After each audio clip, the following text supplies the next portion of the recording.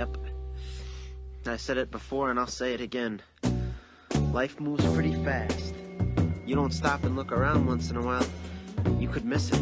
My mother always made me play hide and seek with her. It was just her and me when we played at night. Each time without failure, she told me to ignore her during the game. She told me that she would purposefully try to trick me. But, if you really wanted to trick somebody, why tell them anything? We played in the park. I thought this was normal. I knew other families didn't do this, but at the time I thought there was nothing wrong with us doing it. I liked the park after all. During the night, the air was so fresh and it was silent. The trees seemed larger than usual. She counted down from 100, giving me ample time to run away. My general competitiveness always made me run away and as far as I could. I'd find some space behind many trees and I'd lie down. The park was large, but somehow my mother would always manage to walk past me at least 3 times in those 20 minutes. I'd always hear her speaking as she walked past me. "Come out, Clara. Clara, please come out. I'm sick of this stupid game, Clara. It's cold and I just want to go home." I ignored her. When we first started with the games, I'd been foolish enough to leave my hiding spot. My mother's face immediately turned into one of fury. She'd walk up and grab me tightly by the shoulder as she scolded me relentlessly. "I told you not to listen to me, didn't I?" She would drag me back to the car and ignore me until the next day when we played. I didn't know why she did it. After I'd stopped listening to her during the 20 minutes of game time, it would no longer trick me. I knew she was lying, and it simply seemed like a waste of breath and energy to keep calling out for me. She got angry when she found me too. The park was a huge place, and if she hid somewhere, I would never find her, but somehow my mother was excellent at tracking me down. It was like she sniffed me and hunted me down. Instead of getting angry at me, she got disappointed. She'd sigh loudly and her eyes would tear up before she dejectedly walked to the car. That gave me the worst feeling ever, filling me up with inequality. One time she found me after only 2 minutes and she broke down sobbing. I didn't get it. I felt a huge urge to win.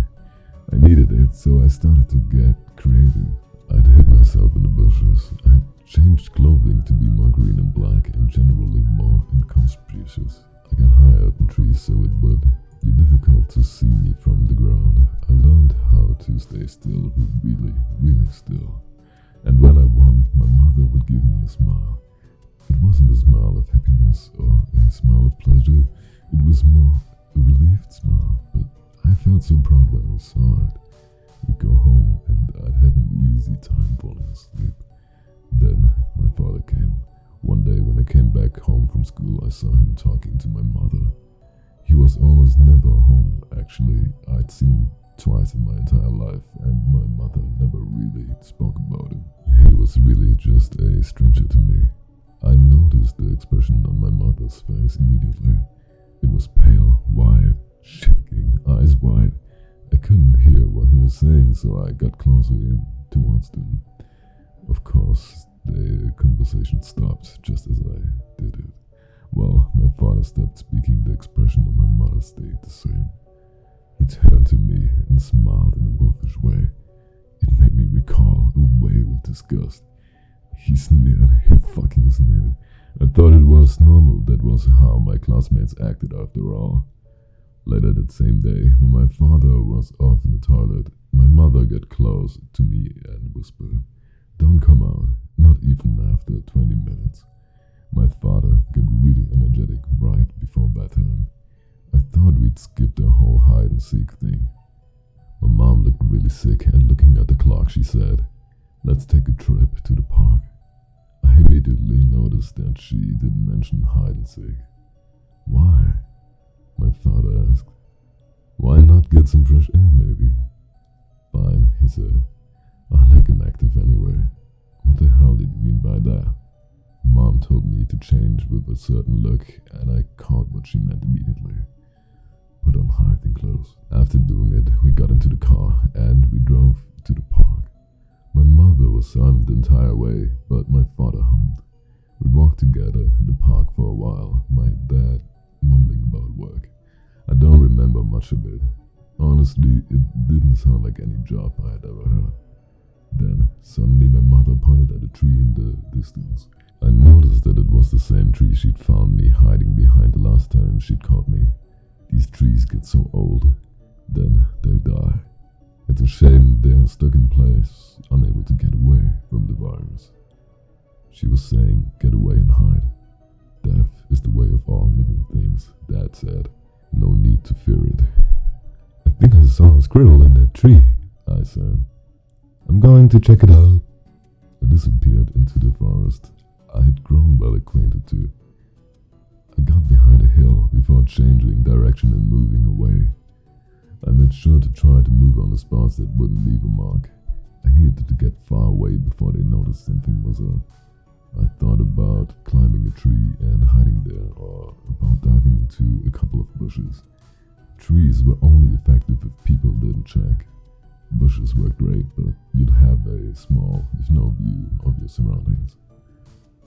I chose the bushes, jumping into them and trying to control my breath. After a couple of minutes, I heard my parents walking in the distance. Clara, Dad shouted.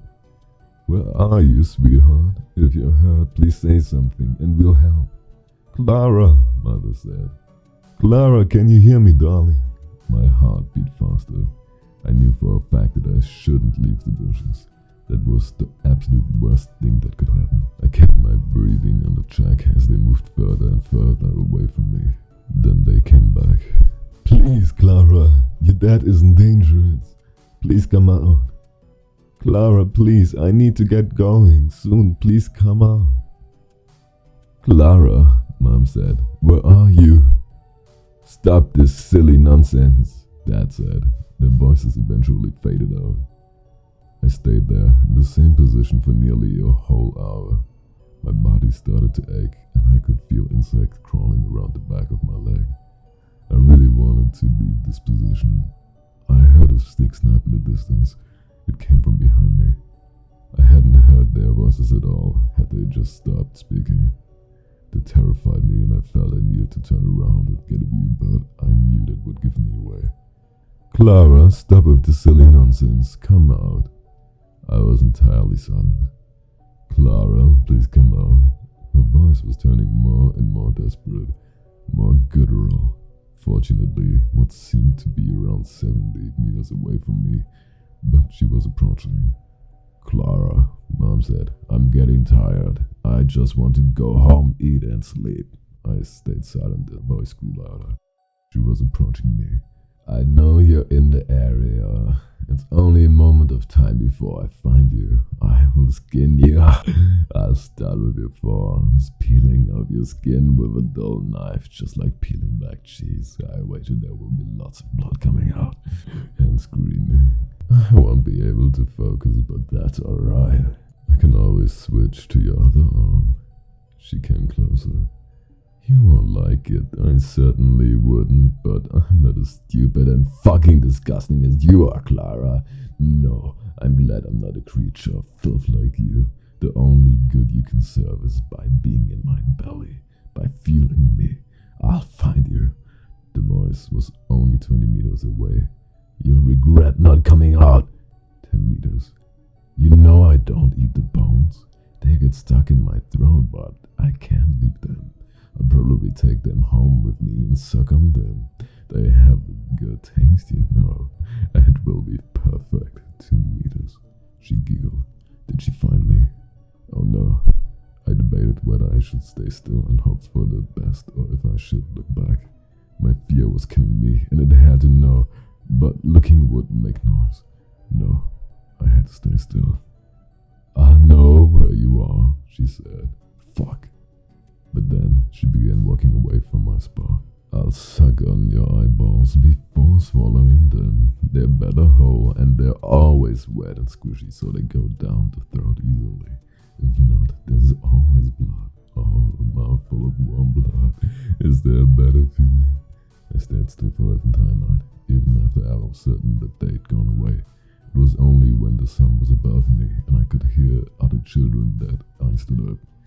One child jumped back and shrieked. He must have gotten properly terrified. Then I made my way back home. Dad wasn't there, but Mom was. She hugged me.